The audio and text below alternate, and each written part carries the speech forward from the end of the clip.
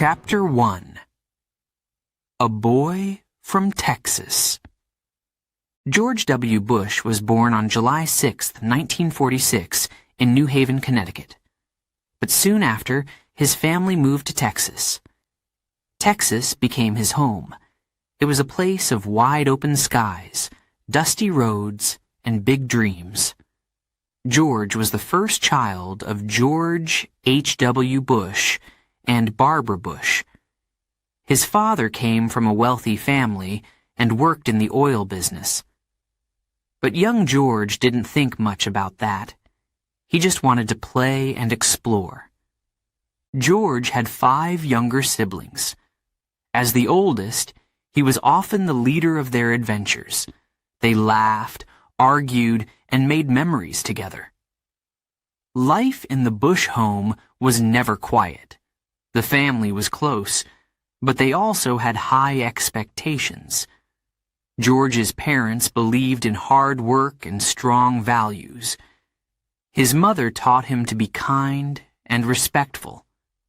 His father showed him the importance of responsibility. George loved sports. Baseball was his favorite. He spent hours practicing his swing and dreaming of becoming a famous player. He also enjoyed watching games with his father. Those moments were special. But George wasn't just about sports. He loved being outside, climbing trees, riding bikes, and making up games with his friends. He was full of energy and loved to laugh. School, however, was a challenge for George. He wasn't the best student. Reading was hard for him, and he sometimes struggled to focus. His teachers wanted him to try harder. George wanted to do well, but he often felt like he didn't fit in. He wasn't the smartest kid in the room, but he had other qualities. He was friendly, confident, and knew how to make people smile. As a boy, George didn't think much about the future. He lived in the moment, but his family's world was bigger than most. His father was already involved in politics. He became a congressman in 1966. George saw how hard his father worked. He also saw the pressure that came with leadership.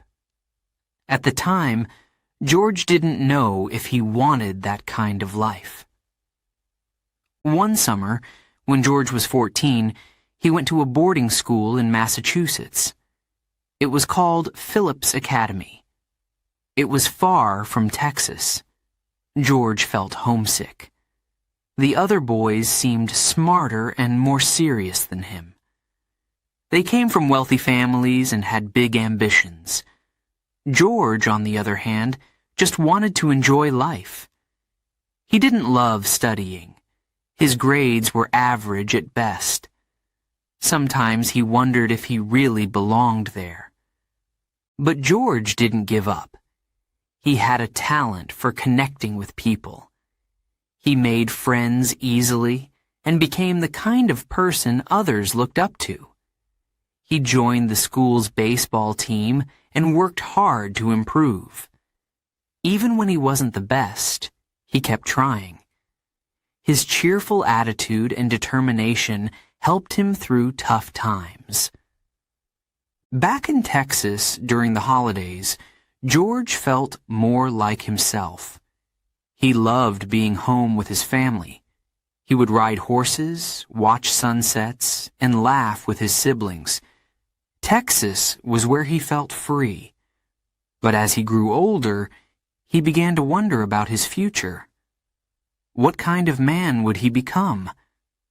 George's father often talked to him about responsibility. "You have to make your own way in life, George," his father said. "Success doesn't come easy." George listened, but he didn't always follow the advice. He liked to have fun, and sometimes got into trouble. His mischievous side was well known in the family. One story about young George became famous. He once put firecrackers in a mailbox just for a laugh. The explosion startled the neighbors. His father was not amused. "You can't behave like this, George," his father said sternly. "Actions have consequences." George felt bad and promised to be more careful. Moments like these taught him important lessons about responsibility. As George grew, his love for Texas only deepened.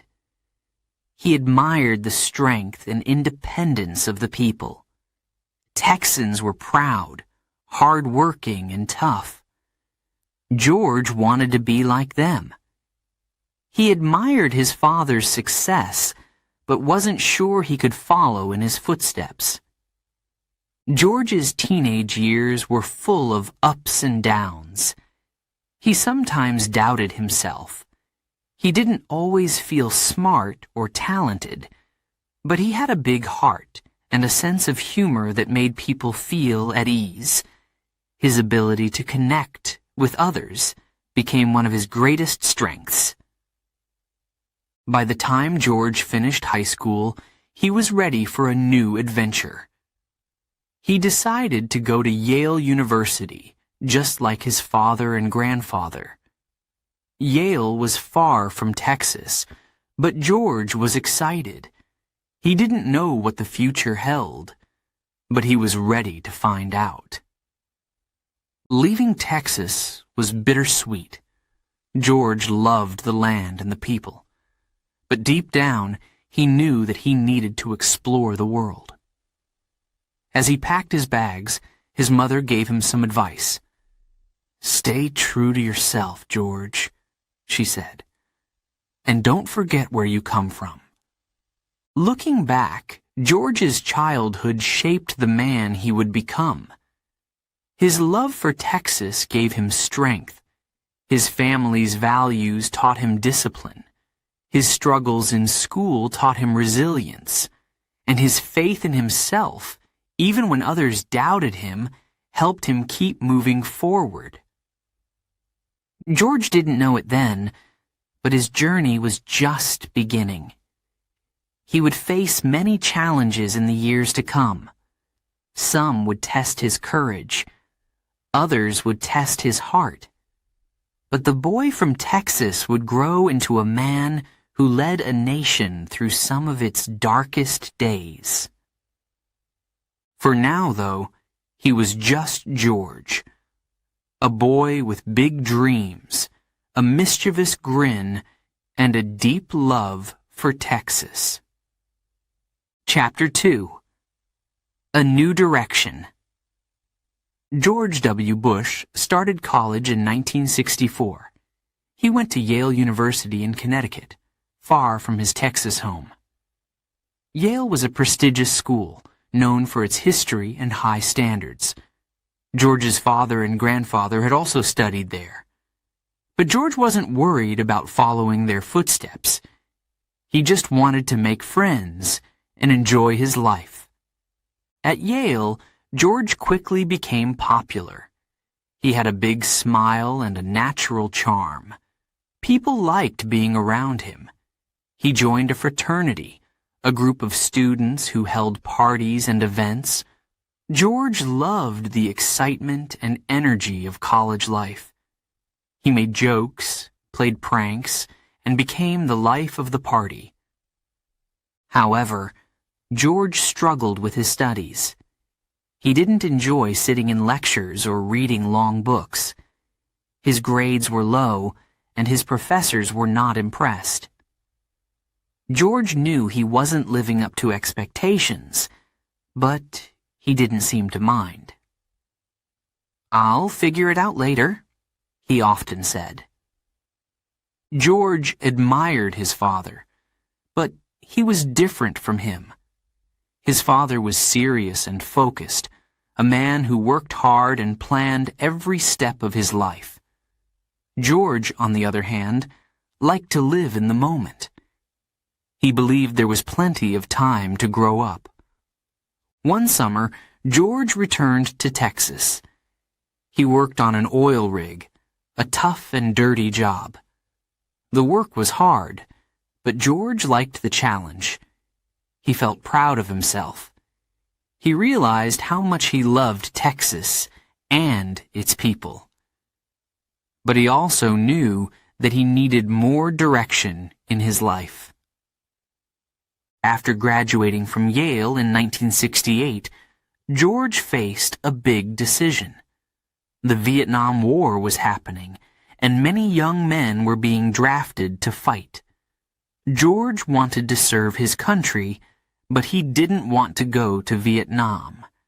He decided to join the Texas Air National Guard. The Air National Guard was a reserve force.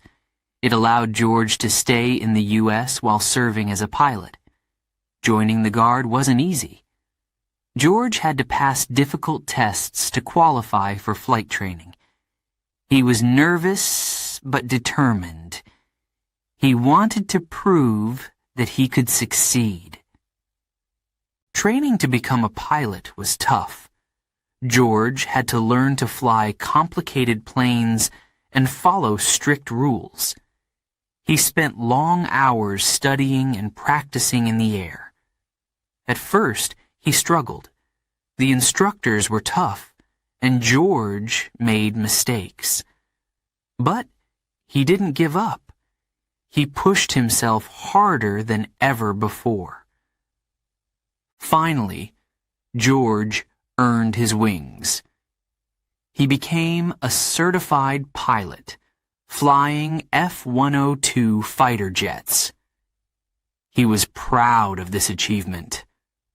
Flying gave him a sense of freedom and confidence. For the first time, George felt like he was in control of his future. But George's time in the Air National Guard was not without challenges. He sometimes skipped training sessions and didn't always follow the rules. This led to questions about his commitment. People began to wonder, was George taking his responsibilities seriously? At the same time, George was struggling with personal issues. He enjoyed drinking and partying more than he should. His carefree lifestyle started to catch up with him. He knew he wasn't making the best choices. One night, George was pulled over by the police for drinking and driving.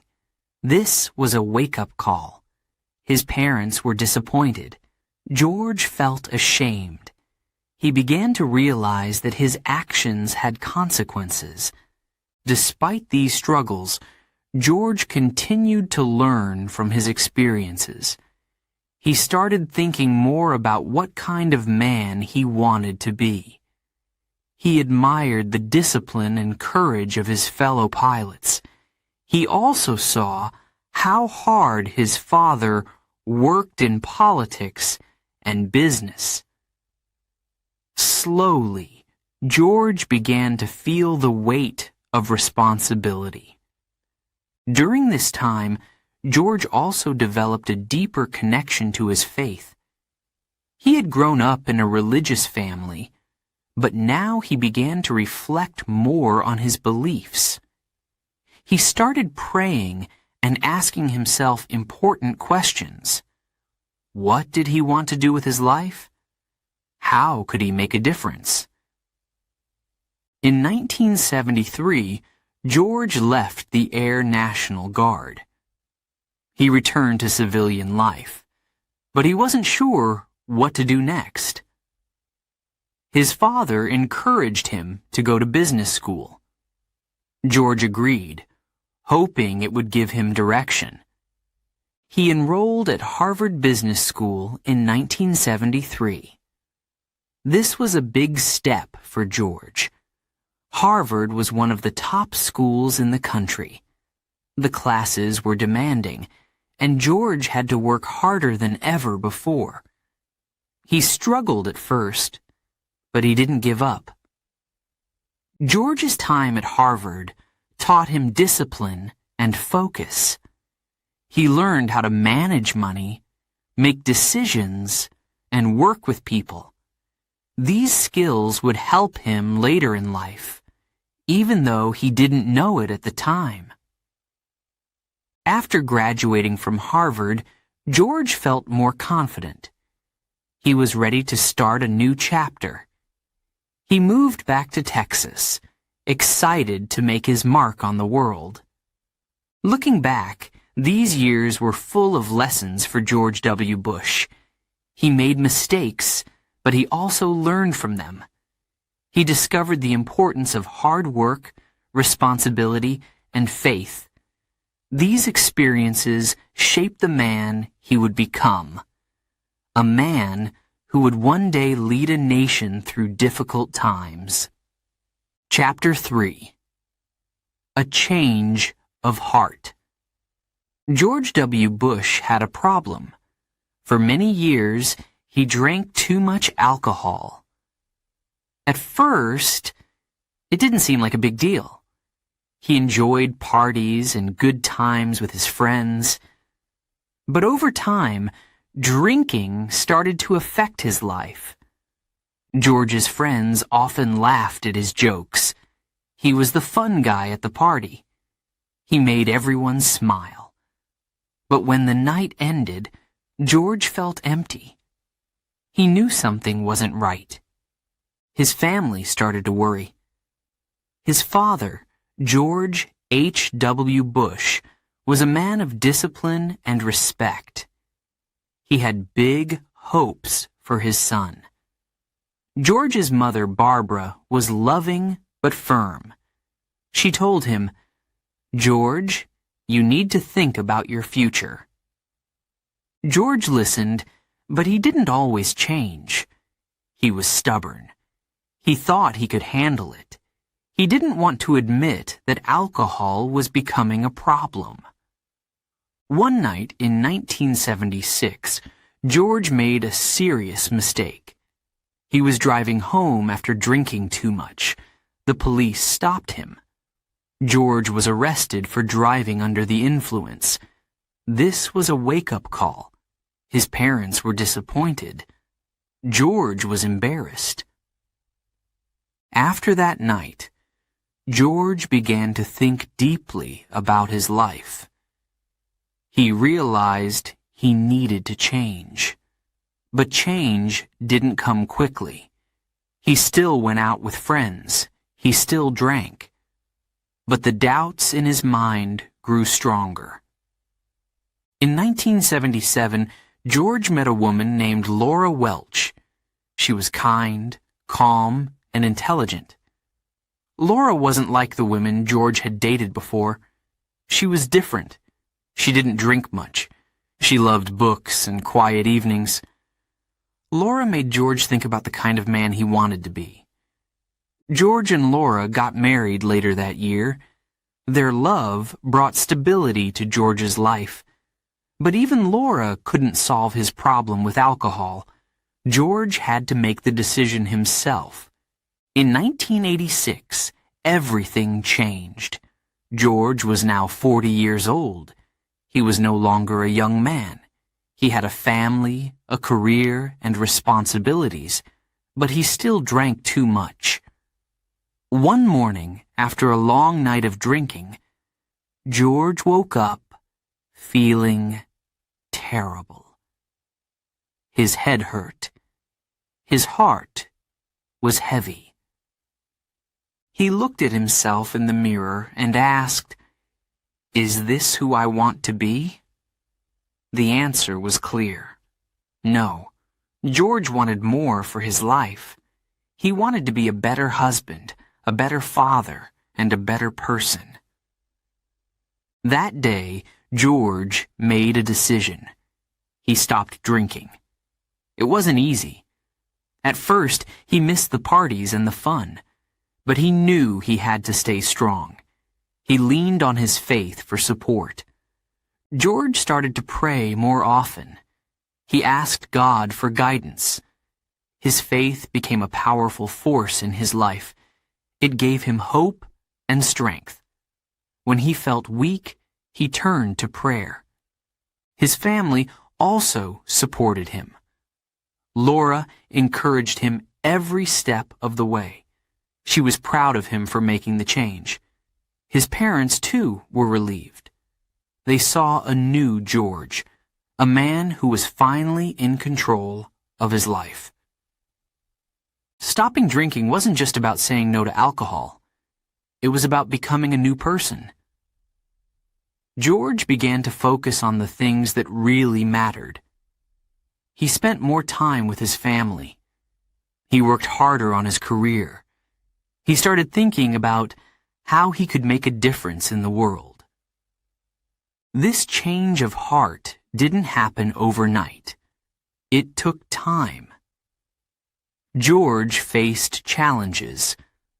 Some days were harder than others, but he kept going. One day, George shared his story with a friend. He said, "Stopping drinking saved my life." His honesty inspired others. People admired his courage and determination. As George grew stronger, so did his faith. He began to read the Bible more often. He found comfort in its words. His favorite verse became, "To whom much is given, much is required." George believed he had been given many blessings. Now, he wanted to give back. This change in George's life was not just personal. It was also spiritual. He felt a new sense of purpose. He believed God had a plan for him. He didn't know exactly what that plan was, but he trusted it. George's decision to stop drinking changed his relationships too. He became closer to Laura. Their marriage grew stronger. He also became a better father to his twin daughters, Jenna and Barbara. George wanted to set a good example for them. This new direction in George's life gave him the confidence to think bigger. He began to consider a future in politics. His father was a respected leader, and George wanted to follow in his footsteps. In 1989, George's father became the President of the United States. George watched him closely. He saw the hard work, the sacrifices, and the challenges. He also saw the impact one person could have. This inspired George. By the early 1990s, George's life looked completely different. He was sober, focused, and full of energy. He was no longer the carefree young man who drank too much. He was a man with a purpose. Chapter 4. Stepping into Politics. In the early 1990s, George W. Bush's life was changing. He had stopped drinking. He focused on his family and his faith. But something inside him was restless. He wanted to make a difference. He wanted to serve others. George had grown up watching his father in politics. His father, George H.W. Bush, had been a congressman, ambassador, and vice president. In 1989, his father became the President of the United States. George saw the dedication and hard work it took to lead. He admired his father's strength. At the same time, George felt his own calling. He believed he could help people in Texas, his home state. He loved Texas, the land, the people, the spirit. He wanted to give back. But could he win their trust? In 1994, George decided to run for governor of Texas. It was a bold decision. He had never held political office before. His opponent, Ann Richards, was the current governor. She was popular and experienced. Many people thought George didn't stand a chance. George was determined. He started his campaign with energy and focus. He traveled across Texas, visiting big cities and small towns. He spoke to farmers, teachers, business owners, and workers. He listened to their concerns. In his speeches, George talked about hope and change. He promised to improve schools, create jobs, and make Texas a better place to live. His words were simple but powerful. "I believe in Texas," he said. "Together, we can make our state stronger." George's charisma won people over. He wasn't just a politician. He was a Texan like them. He wore cowboy boots and spoke with a Southern accent. He made people feel comfortable. But the campaign wasn't easy. Ann Richards was a strong opponent. She was clever and quick with her words. During debates, she challenged George's experience. She asked, "Why should Texans trust you to lead?" George didn't back down. He stayed calm and confident. He admitted he didn't have as much experience, but he had something else, a vision. He believed in his ideas, and he believed in the people of Texas. The election was intense. The polls were close. George worked harder than ever. He shook hands, gave speeches, and met as many voters as he could. Every day brought new challenges. But George refused to give up. On election night, the results came in. George W. Bush had won. It was a surprising victory. Many people had doubted him, but he proved them wrong. He became the 46th governor of Texas. George's family was proud. His father called to congratulate him. "Well done, son," his father said. George smiled. He knew the real work was just beginning. As governor, George faced big challenges. One of his first goals was to improve education. He wanted every child in Texas to have a good start in life. He worked with teachers, parents, and lawmakers to create new programs. George also focused on the economy. He wanted to bring more jobs to Texas. He met with business leaders and encouraged them to invest in the state. Slowly, things began to improve. But not everyone agreed with George's ideas. Some lawmakers argued with him. Others said his plans were too ambitious. George listened to their concerns, but he stayed true to his beliefs. He learned how to compromise and how to lead. One of George's strengths was his ability to connect with people. He visited schools, factories, and farms. He asked questions and listened carefully. He wanted to understand the struggles of everyday Texans. George's leadership was put to the test during difficult times. In 1998, wildfires swept across parts of Texas. Homes and businesses were destroyed. People were scared and angry. George acted quickly. He organized emergency teams and visited the affected areas.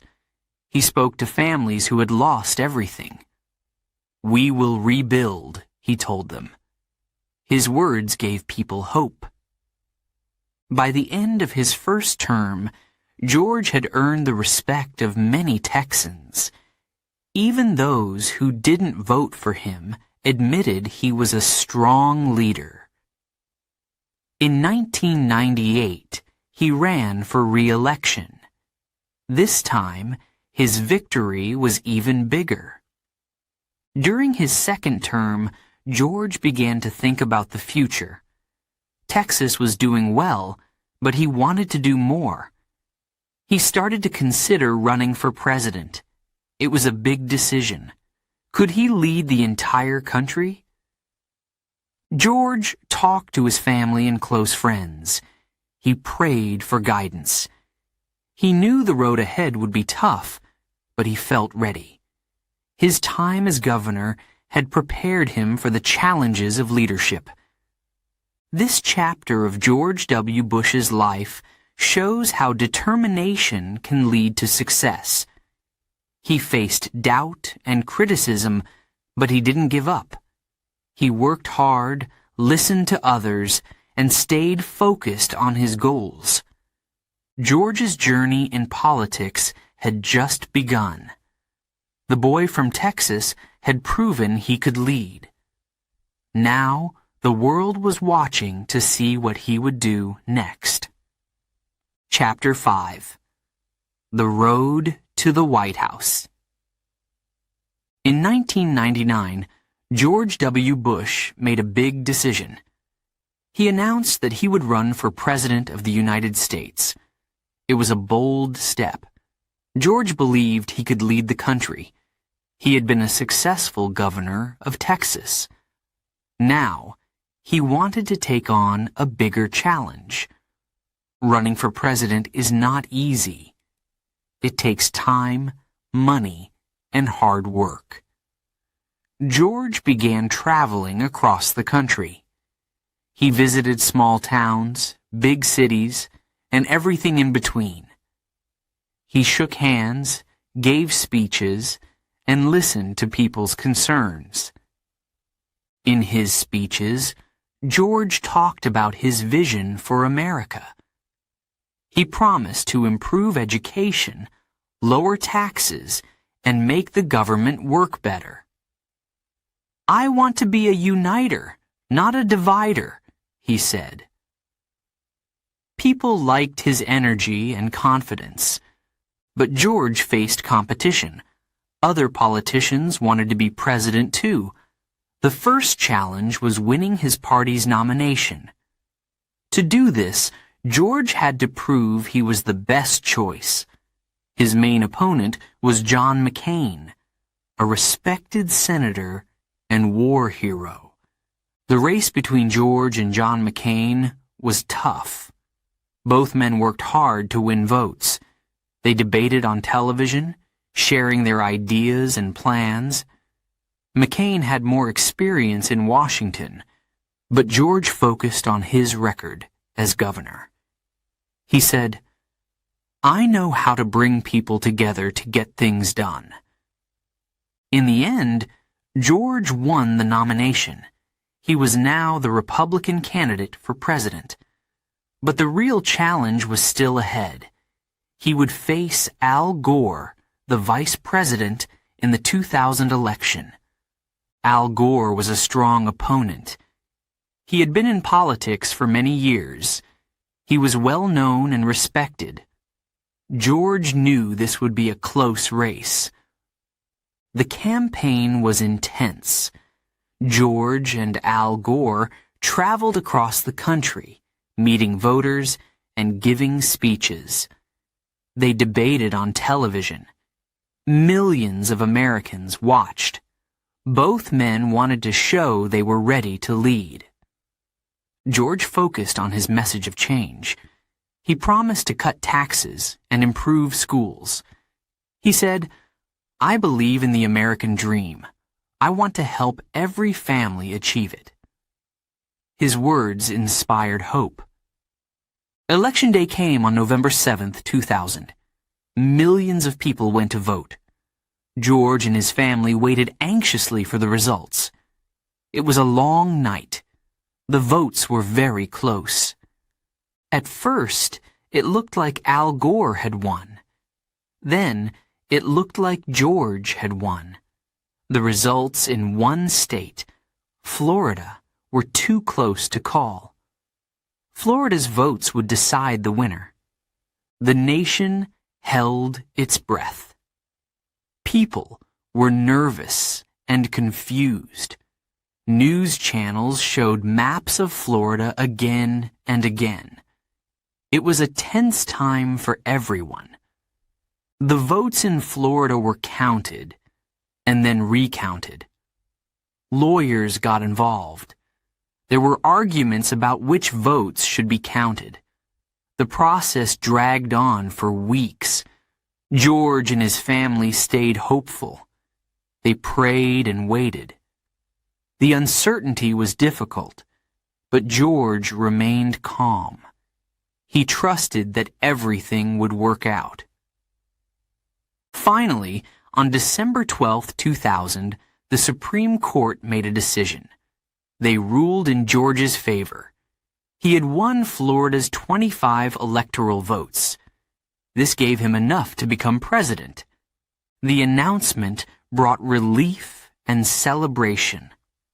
George was now the 43rd President of the United States. But the victory was bittersweet. The country was deeply divided. Many people were happy, but others were upset. In his first speech as president-elect, George spoke about unity. He said, "I will work to earn your trust. I will be a president for all Americans, not just those who voted for me." His words were meant to heal and inspire. The road to the White House had been long and difficult. George faced doubts, challenges, and criticism. But he never gave up. His determination and faith carried him through. On January 20th, 2001, George W. Bush was sworn in as president. He stood on the steps of the U.S. Capitol with his hand on the Bible. His father, George H.W. Bush, watched proudly from the audience. It was a historic moment. A father and son who had both become president. As George took the oath of office, he felt the weight of responsibility. He knew the challenges ahead would be great, but he also felt ready. He believed in his vision for America. George's journey to the presidency was unique. He had started as a young man with no clear direction. Over time, he had found his purpose. Now, he was ready to lead a nation. Before we begin, Chapter 6, a quick note for our listeners. You're currently listening to this audiobook on WooEnglish. Remember, this content is specially made for WooEnglish listeners only. If you're hearing it on any other channel, it may be a violation of WooEnglish's rights. Please ensure you're tuned into the right source to fully enjoy and respect this audiobook journey. Now, let's continue the story. Chapter 6, A Day That Changed the World. September 11th, 2001 began like any other day. George W. Bush woke up early. He was in Florida to visit a school. He planned to talk about education, a topic close to his heart. The sun was shining, and the day seemed peaceful. George arrived at the school and greeted the teachers and students. The children were excited. They had prepared for his visit and were ready to show what they had learned. George smiled as he entered the classroom. He sat down with a group of young students. They opened their books and began to read. George listened closely, encouraging them with kind words. For a moment, everything felt normal. But then, an aide entered the room. He leaned down and whispered in George's ear. "A plane has hit the World Trade Center," the aide said quietly. George froze.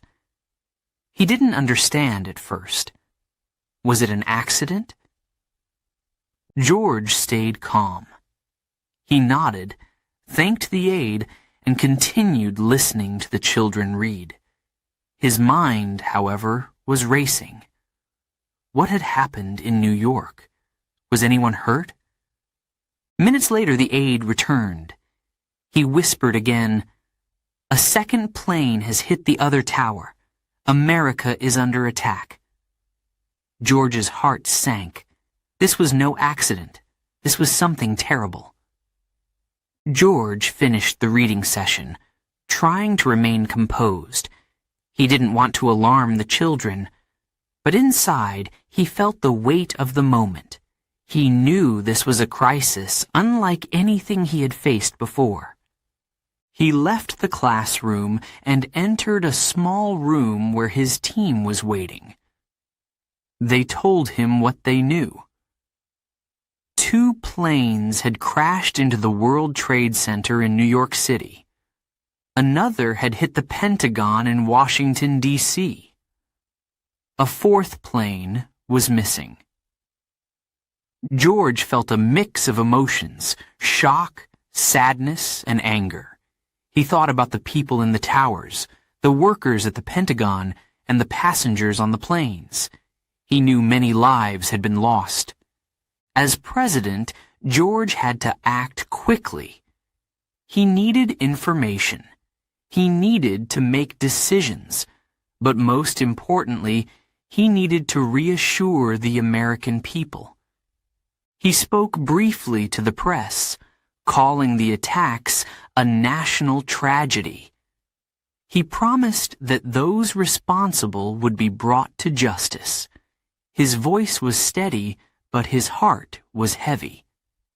George boarded Air Force One, the president's plane. It was not safe to return to Washington right away. The plane flew to a secure location while George continued to receive updates. In New York, the scene was horrifying. The twin towers of the World Trade Center had collapsed. Thick smoke filled the air. Firefighters and police officers worked tirelessly to save lives. People were scared. George watched the events unfold on television. He saw the towers fall. He saw the panic in the streets. It was hard to believe this was real.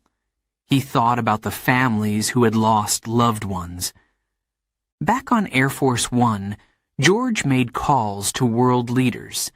He thanked them for their support and promised to stand strong. The world was watching America.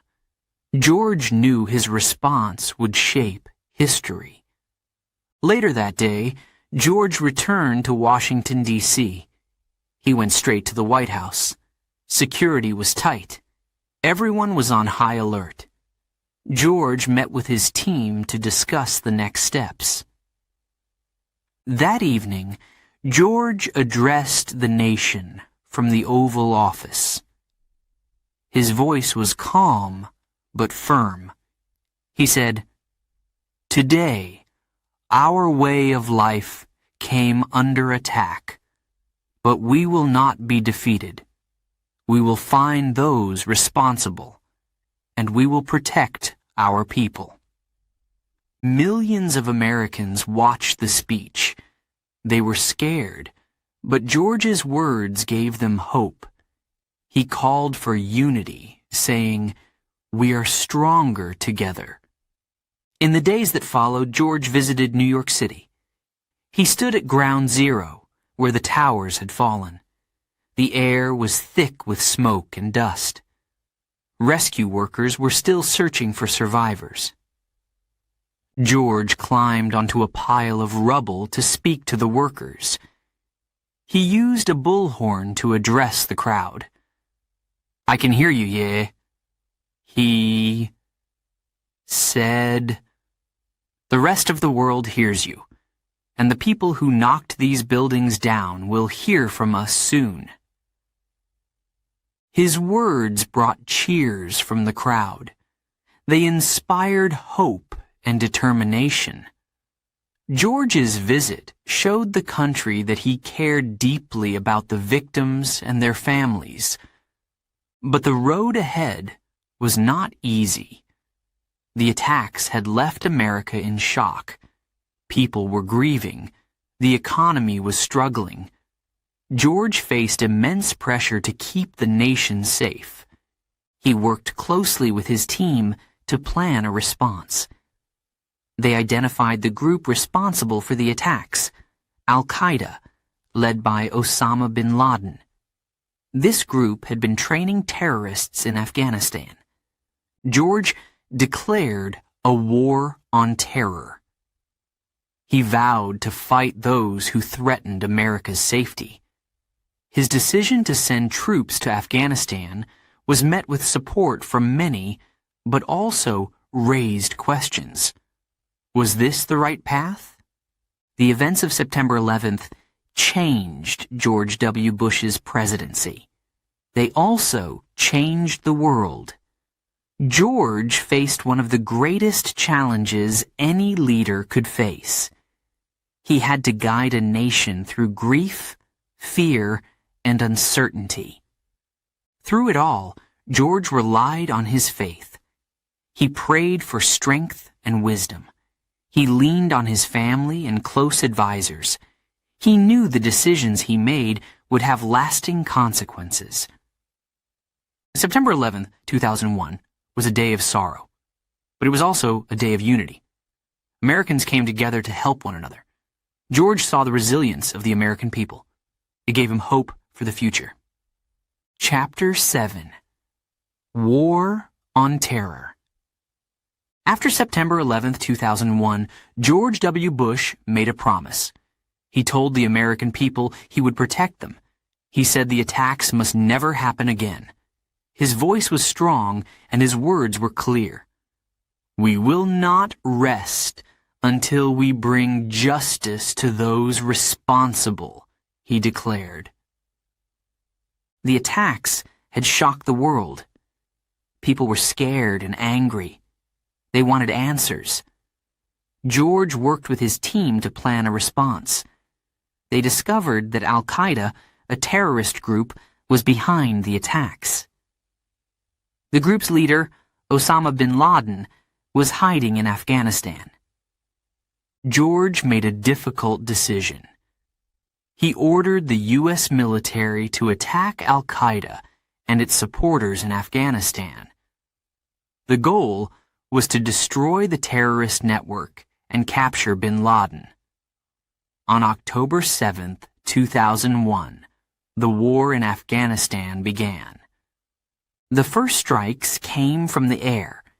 U.S. planes targeted Al-Qaeda training camps and Taliban strongholds. The Taliban, a group that controlled much of Afghanistan, had been helping Al-Qaeda.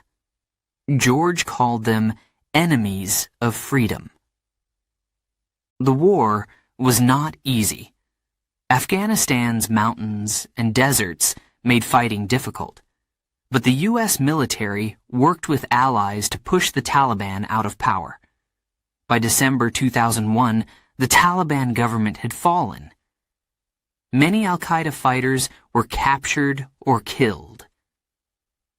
George spoke to the nation about the progress. "The American people are safer," he said, but the fight was not over. Osama bin Laden had escaped. He remained a threat. As the war in Afghanistan continued, George turned his attention to another country, Iraq. Iraq's leader, Saddam Hussein, was a dictator.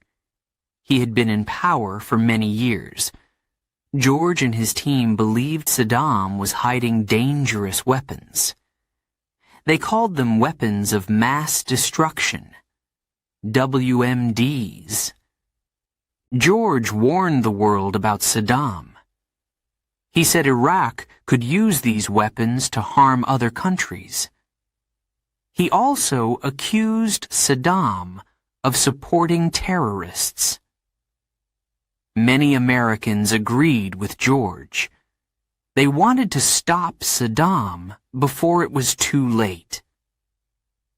In March 2003, George made another difficult decision. He ordered the U.S. military to invade Iraq. The goal was to remove Saddam Hussein from power and find the weapons. The war in Iraq had begun. The U.S. military moved quickly. In just a few weeks, they captured Baghdad, Iraq's capital. Saddam Hussein's government collapsed. People cheered in the streets. Soldiers tore down statues of Saddam. It seemed like a victory. But the situation in Iraq became more complicated. The weapons of mass destruction were never found. This led to questions. Had the war been a mistake? Many Americans and people around the world began to doubt George's decision. In Iraq, violence grew worse. Armed groups fought against U.S. soldiers. Bombs exploded in crowded markets. Innocent people were caught in the middle. The country was in chaos. George faced criticism. Some people said the war had made things worse, not better. They asked, was this the right choice? Others supported George. They believed removing Saddam Hussein was necessary. George stayed firm. He believed he had made the right decision. He told the American people, freedom is not easy, but it is worth fighting for. He reminded them of the danger posed by terrorism. Back in Afghanistan, the war also continued. The Taliban began to regroup. They launched attacks against U.S. and allied forces. The fight dragged on for years. Many soldiers lost their lives. George visited wounded soldiers in hospitals. He spoke with their families. He hugged them and thanked them for their sacrifices. These moments were emotional and difficult. During his presidency, George gave many speeches about the wars. He told the American people that the fight was for freedom and safety. He said, "We are standing up to evil. We are protecting the future." Despite his efforts, the wars became more controversial. Some Americans grew tired of the long conflict. Protests were held in cities across the country. People held signs that said, "Bring our troops home." George listened to the criticism, but he stayed focused on his mission. He believed history would judge his actions.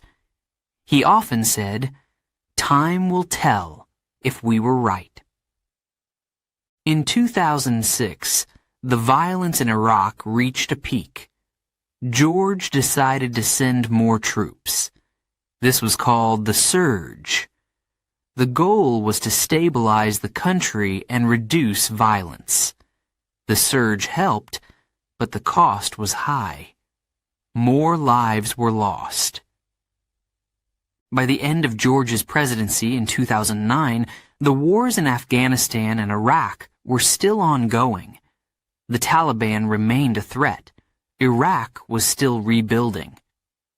George knew the battles were far from over.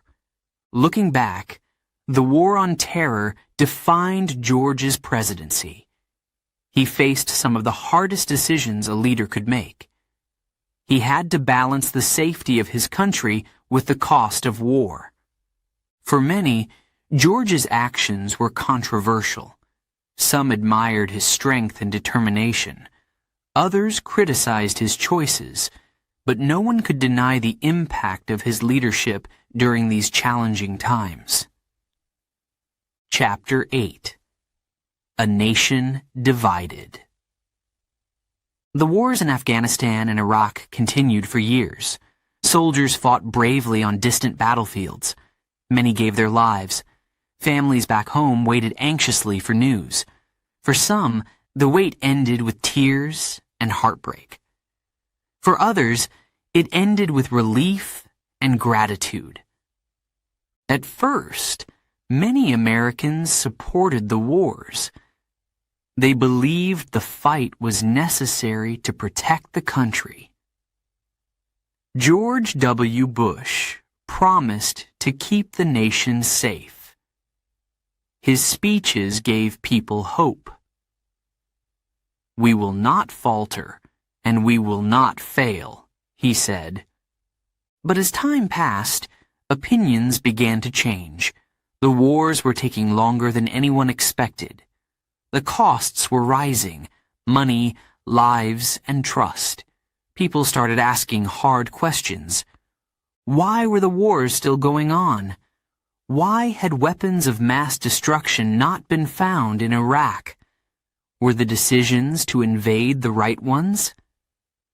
Some Americans began to doubt George's leadership. Protests grew louder.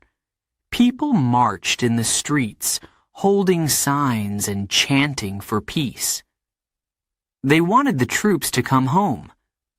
The news showed images of rallies across the country. The voices of opposition could not be ignored.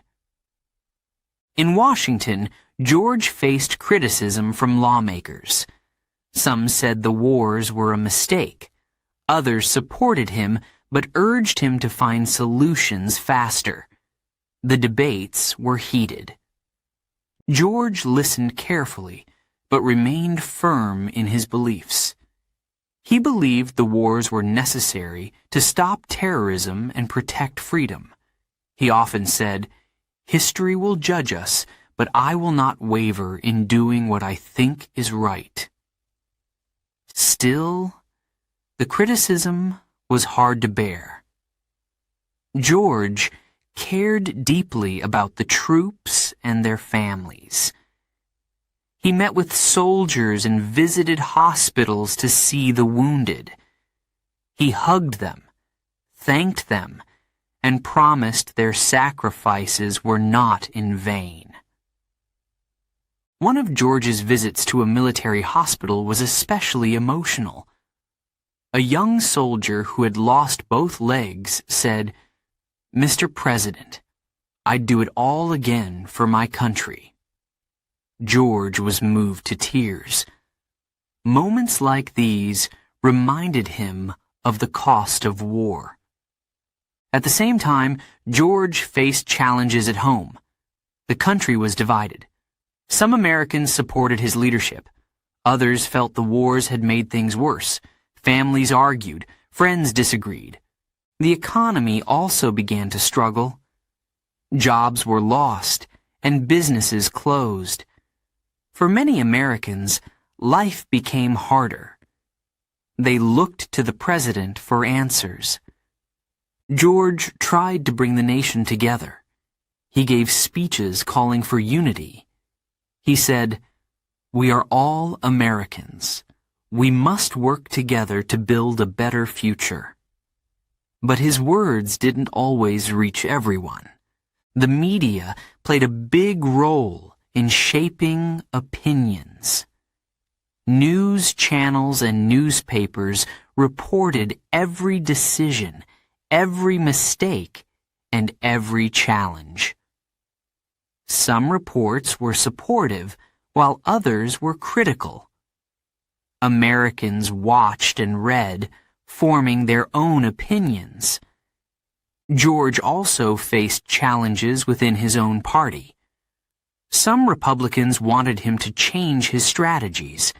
Others believed he was doing the right thing. The disagreements made his job even harder.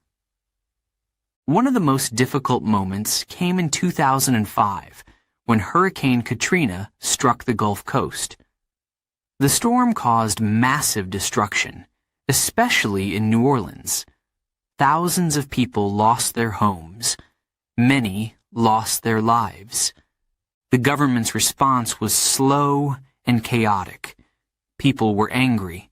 They felt abandoned. George visited the disaster area to offer support, but many blamed him for the failures. "You should have done more," they said. George felt the weight of the criticism. He admitted mistakes had been made.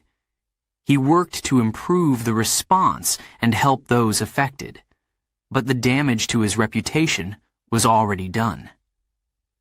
Despite these challenges, George continued to focus on his goals.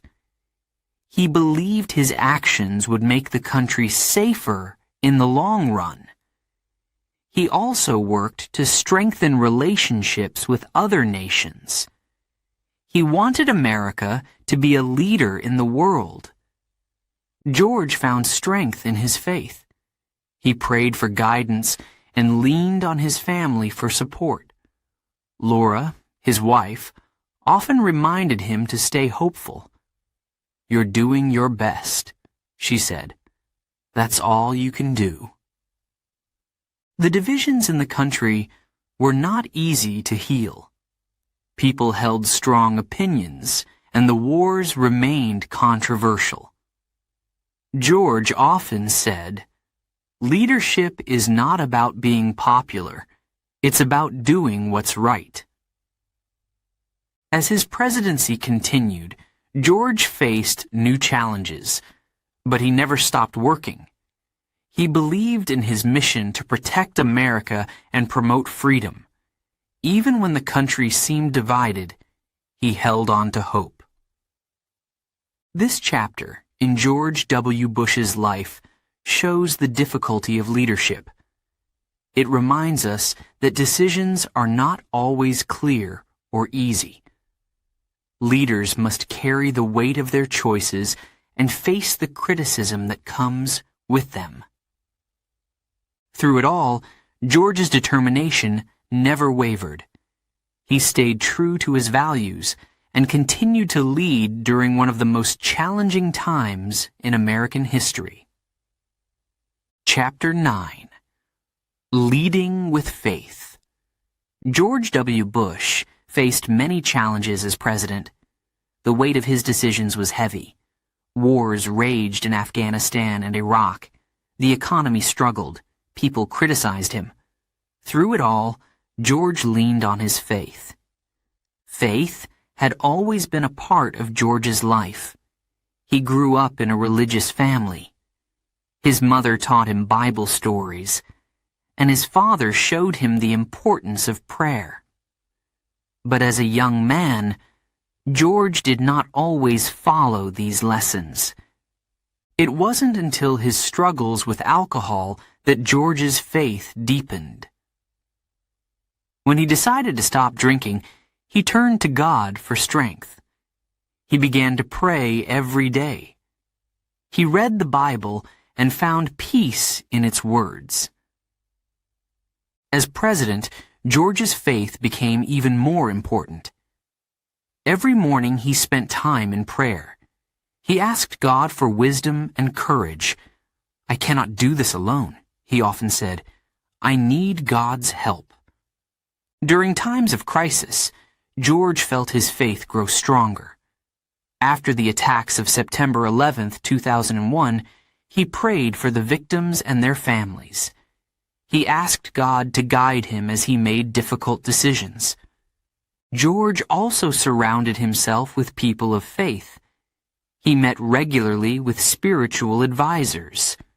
These men and women offered prayers, support, and advice. George valued their guidance. But faith did not make George's life easy. There were moments of doubt and fear. When the wars dragged on, he questioned if he was doing the right thing. He wondered if his decisions were truly guided by God. One night, George sat alone in the White House. The weight of the presidency felt unbearable. He opened his Bible and read a passage from the book of Psalms. It said, "The Lord is my shepherd. I shall not want." These words comforted him. Faith also shaped George's vision for the country. He believed in the power of freedom. He believed all people were created equal in God's eyes. This belief drove many of his decisions. In 2003, George launched a program called PEPFAR. It was designed to fight HIV/AIDS in Africa. The disease was killing millions of people. George felt a moral responsibility to help. "Every life is precious," he said. "We must act." The program saved countless lives. Leaders around the world praised George for his efforts. Even some of his critics called it one of his greatest achievements. Faith also helped George connect with ordinary Americans. He often spoke about his belief in God.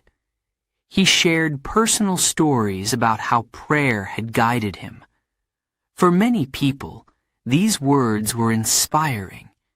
However, not everyone agreed with George's approach. Some felt he mixed religion and politics too much. Others questioned if his faith influenced his decisions too strongly. These debates added to the challenges he faced. George listened to the criticism, but he stayed true to his beliefs. "I am who I am," he said. "I cannot lead without my faith." One of George's most public moments of faith came after Hurricane Katrina. The storm devastated the Gulf Coast, destroying homes and taking lives. George visited New Orleans to see the damage firsthand. He met with families who had lost everything. He prayed with them, offering words of hope. "God is with you," he said. "We will rebuild together." His words brought comfort to some, though others felt the government's response had been too slow. George's faith was not only personal, it was also practical. He believed faith-based organizations could help solve problems. He created initiatives to support churches, charities, and community groups. These programs helped people in need, from the homeless to the hungry. Through all his efforts, George faced many moments of doubt. He knew that leadership required tough decisions. He prayed for guidance, but understood that answers didn't always come easily. One night, during the height of the Iraq War, George wrote in his journal. He confessed his fears and asked for strength. "I do not know what the future holds," he wrote, "but I trust God to guide me." George's faith also influenced his family life. He prayed with his wife, Laura, and their daughters, Jenna and Barbara. He wanted them to understand the importance of faith. He believed it would give them strength in their own lives. As president, George often quoted the Bible in his speeches. He used scripture to inspire hope and unity.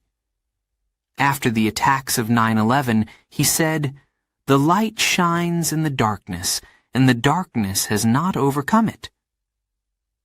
These words gave people strength during a dark time. But George's faith was not about words alone. It was about actions. He believed faith should lead to kindness, generosity, and service. He encouraged others to live with purpose and compassion. Looking back, George often said that faith was his anchor. It kept him steady when the storms of life raged around him. It gave him courage to face criticism and strength to make hard choices. George's story shows that faith can be a powerful source of hope. It reminds us that even in the hardest times, we are not alone. Chapter 10. Hurricane Katrina. In August 2005, a powerful storm formed in the Atlantic Ocean. It was called Hurricane Katrina. Weather experts warned it could be dangerous. The storm grew stronger as it moved toward the Gulf of Mexico. People watched nervously, hoping it would weaken. But it did not. On August 29th, Katrina struck the Gulf Coast.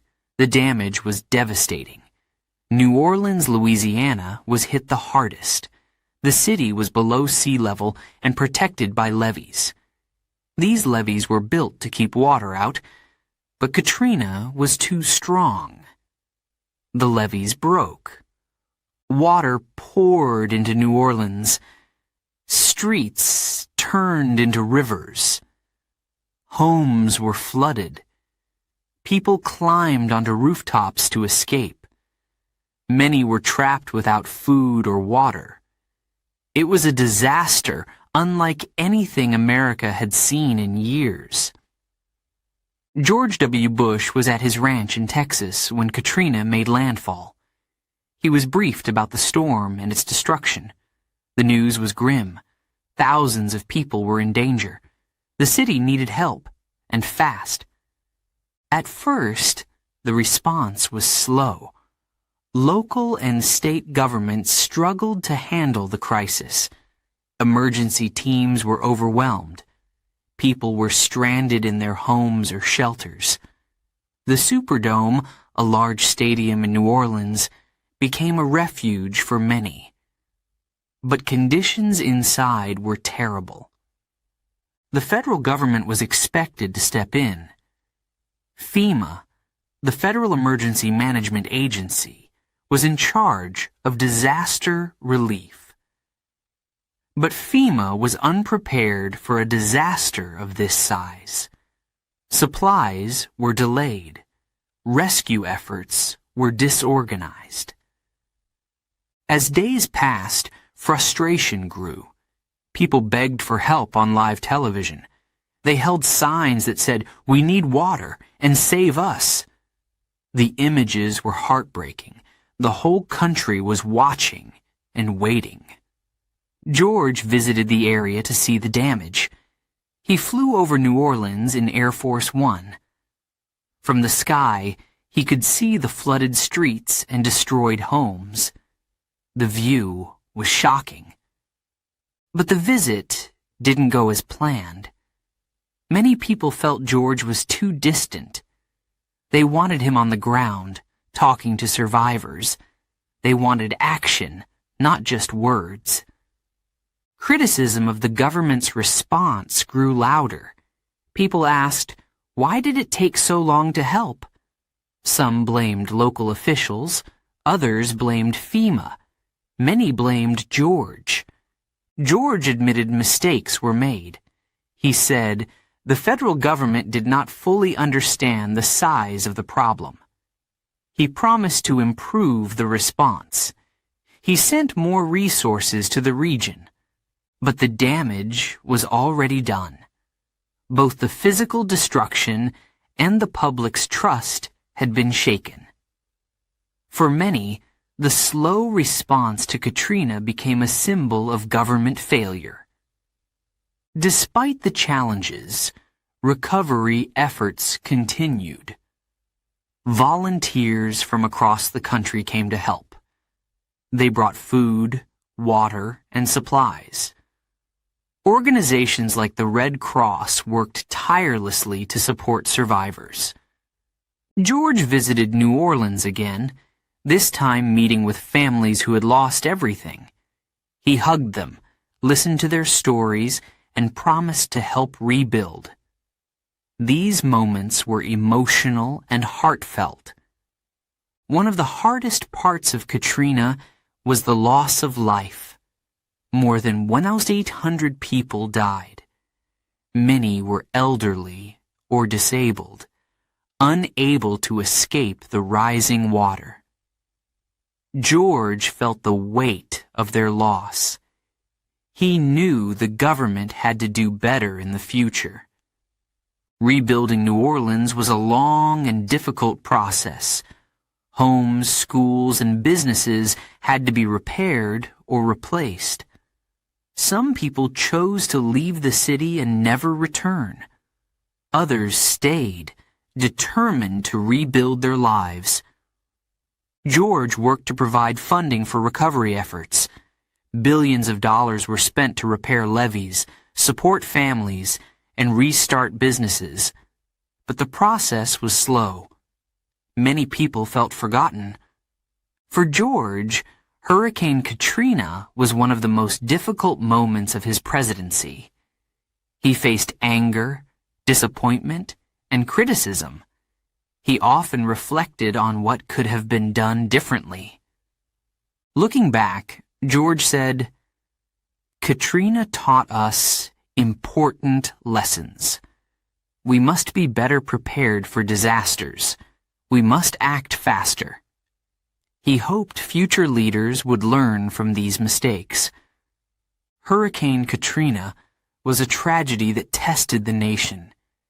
It showed the strength of communities, the kindness of strangers, and the resilience of survivors. But it also revealed weaknesses in leadership and planning. For George, it was a time of reflection. He realized that even the best intentions are not enough. Actions matter most. Chapter 11. The Last Years in Office. By 2007, George W. Bush's presidency was nearing its end. He had been in office for almost 2 terms. The world had changed a lot during his time as president. George had faced wars, natural disasters, and economic troubles. Some people admired his leadership, but others questioned his decisions. The wars in Afghanistan and Iraq were still ongoing. In Afghanistan, the Taliban had regained strength. U.S. troops worked hard to fight them, but the conflict seemed endless. Many soldiers were tired, and their families waited anxiously for them to come home. In Iraq, violence continued. Bombings and attacks happened almost daily. The war had become very unpopular in America. Many people felt it had lasted too long. They wanted answers. "When will the troops return?" they asked. George made a bold decision in 2007. He ordered more troops to Iraq in what was called a surge. The goal was to reduce violence and stabilize the country. The surge worked in some areas, but the war was far from over. Critics said it was too little, too late. At home, the economy was in trouble. In 2008, a financial crisis began. Banks failed, and businesses closed. Many people lost their jobs. Families struggled to pay their bills. It was one of the worst economic downturns in U.S. history. George and his team acted quickly. They created a plan to rescue the economy. The government gave money to struggling banks to prevent a collapse. This was called a bailout. Some people supported the plan, but others were angry. They felt the government was helping big banks instead of ordinary people. George felt the pressure. He knew Americans were frustrated. He often said, "I am doing my best to protect this country." But his approval ratings fell. Many people doubted his leadership. Despite the challenges, George stayed focused on his work. He continued to meet with world leaders. He believed strong relationships with other countries were important for peace and security. One of George's proudest achievements during his last years in office was his work in Africa.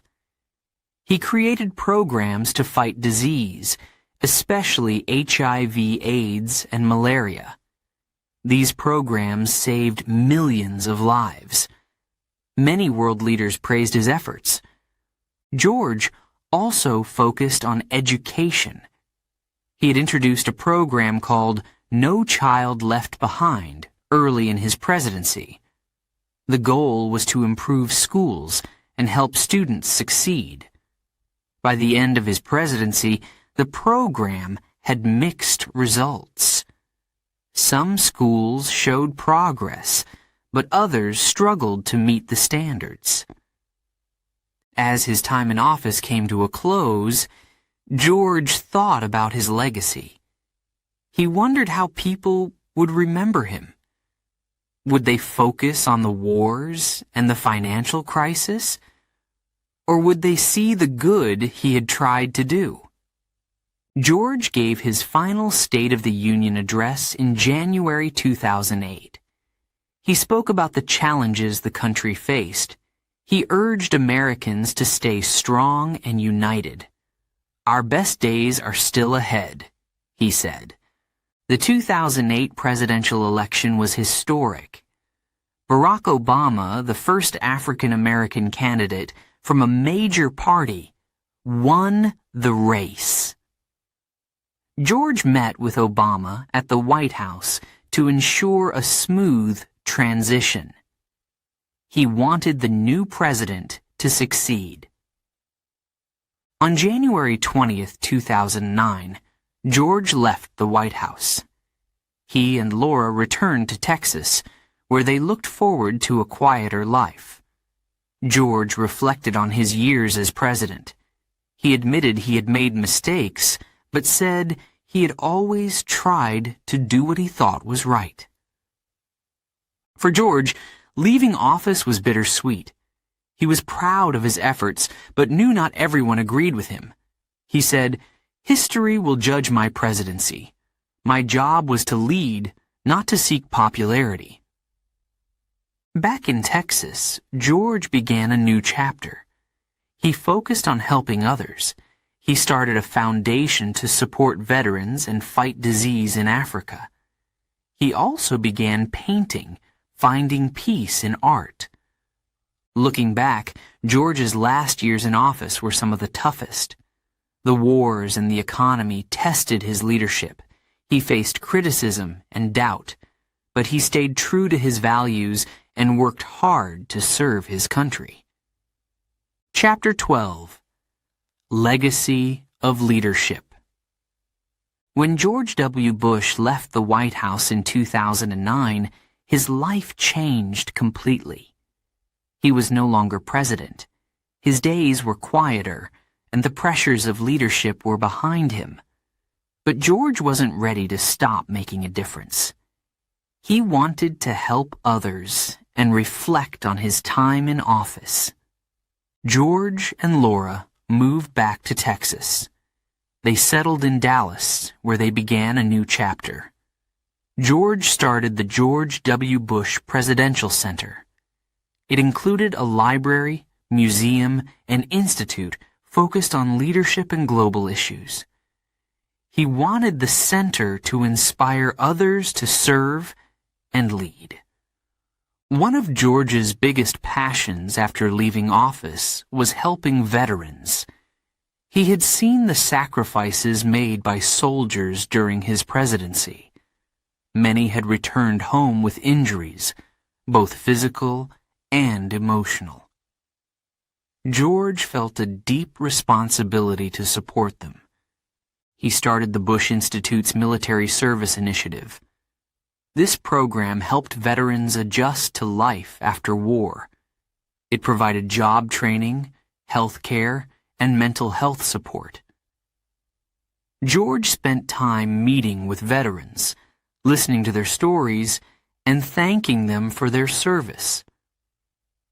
One event George organized was a 100-kilometer mountain bike ride for wounded veterans. He joined the riders, pedaling alongside them through tough terrain. It was challenging, but George loved connecting with the veterans. He admired their courage and determination. Another way George found purpose was through art. He began painting as a hobby. At first, it was just for fun, but over time, it became a passion. George painted portraits of world leaders, friends, and family. He also painted soldiers and veterans. In 2017, George published a book called Portraits of Courage. It featured his paintings of veterans and their stories. He donated the profits to programs that helped them. The book touched many people and showed a different side of George. George also reflected on his time as president. He wrote a memoir called Decision Points. In the book, he shared his thoughts about the major events of his presidency. He admitted to making mistakes, but explained why he made the decisions he did. Critics and historians continued to debate his legacy. Some focused on the wars in Iraq and Afghanistan. Others highlighted his work on education, healthcare in Africa, and disaster relief. George listened to the discussions, but did not try to defend himself. He often said, "History will be the judge." George's faith remained an important part of his life. He continued to pray and read the Bible. His faith gave him strength and guided his actions. He believed in treating others with kindness and respect. In his personal life, George enjoyed spending time with his family. He loved being a grandfather to his daughter's children. He often joked that being a grandparent was the best job he ever had. George also stayed connected to his friends and former colleagues. He and Laura traveled to events, gave speeches, and supported causes they cared about. George remained close to other former presidents, including Bill Clinton and Barack Obama. One emotional moment came in 2018 when George's father, George H.W. Bush, passed away. George delivered a heartfelt eulogy at the funeral. He called his father a man of the highest character and thanked him for his example. The speech moved many people to tears. Despite stepping out of the spotlight, George's influence continued. He believed in promoting freedom and democracy around the world. He worked with global leaders to support these values. In Texas, George often returned to his ranch in Crawford. He enjoyed clearing brush, riding horses, and spending time outdoors. The ranch gave him peace and a connection to the land he loved. As the years went on, George's perspective on leadership remained the same. He believed leaders should make decisions based on what they think is right, not what is popular. Leadership is about service, he said. It's about putting others first. George's journey from a young boy in Texas to the 43rd President of the United States was remarkable. His presidency was filled with challenges, from the September 11th attacks to Hurricane Katrina and the financial crisis. Through it all, George stayed true to his beliefs and worked hard to serve his country. Today, George W. Bush is remembered for his resilience, faith, and dedication. His story inspires people to lead with courage and integrity, even in the face of criticism and doubt.